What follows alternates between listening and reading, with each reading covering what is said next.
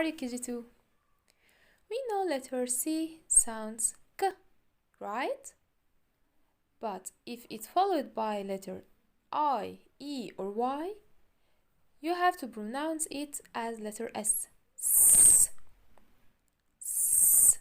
Letter C will be sounds S, like this word. Letter C, and after letter C, letter I. So we said city. And this is, what is this? Ice. Ice. And this is cycle. Cycle. So letter C, if it's followed by I, E, or Y, we said S, like this word. It's rice. Ri, R, and I.